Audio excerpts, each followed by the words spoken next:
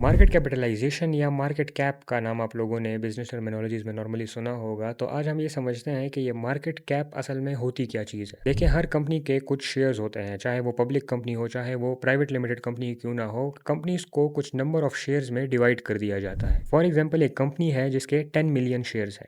अब इसके एक शेयर का प्राइस फॉर एग्जाम्पल 50 रुपए है, तो टोटल शेयर्स का प्राइस कितना होगा? 10 मिलियन को हम मल्टीप्लाई करेंगे 50 से, जो कि बनता है 500 मिलियन। इसका मतलब ये है कि इस कंपनी के टोटल शेयर्स की प्राइस 500 मिलियन रुपीस है और इसी को मार्केट कैपिटलाइजेशन कहते हैं। अब ये जो हमने कैलकुलेट की है ये फुल मार्केट कैपिटलाइजेशन है, मतलब हमने टोटल नंबर ऑफ शेयर्स लिए हैं। मगर प्रैक्टिकली होता ये है कि कुछ शेयर्स लॉक्ड होते हैं। लॉक्ड मतलब वो अवेलेबल फॉर ट्रेडिंग नहीं होते, स्टॉक मार्केट पर उनको ट्रेड नहीं किया जाता, क्योंकि या तो वो गवर्नमेंट होल्ड कर रही होती है या कोई स्ट्रेटेजिक इन्वेस्टर वो शेयर्स होल्ड करता है जो बेचना नहीं चाहता। तो उस केस में फिर हमको फ्री फ्लोट मार्केट कैपिटलाइजेशन निकालनी पड़ती है। अब फ्री फ्लोट के लिए भी सेम ही फॉर्मूला है कि नंबर ऑफ शेयर्स को हम मल्टीप्लाई करेंगे पर शेयर की प्राइस के साथ। मगर यहाँ पे जो नंबर ऑफ शेयर्स होंगे, इन नंबर ऑफ शेयर्स में वो वाले शेयर्स इंक्लूड नहीं होंगे जो लॉक्ड है, मतलब उसको एक्सक्लूड करके बाकी जो फ्री शेयर्स हैं उनको यूज किया जाएगा। तो उन freely available for trading shares को अगर हम मल्टीप्लाई करेंगे पर शेयर वैल्यू के साथ, तो इससे हमारे पास फ्री फ्लोट मार्केट कैपिटलाइजेशन की वैल्यू आएगी। इसी तरह मार्केट कैपिटलाइजेशन निकाल के हम डिफरेंट कंपनीज को कैटेगराइज कर सकते हैं। जिनकी मार्केट कैपिटलाइजेशन बहुत ज़्यादा होती है उनको हम लार्ज कैप कंपनीज कहते हैं। जिनकी मार्केट कैपिटलाइजेशन कम होती है, जो लो वैल्यूइंग कंपनीज होती हैं,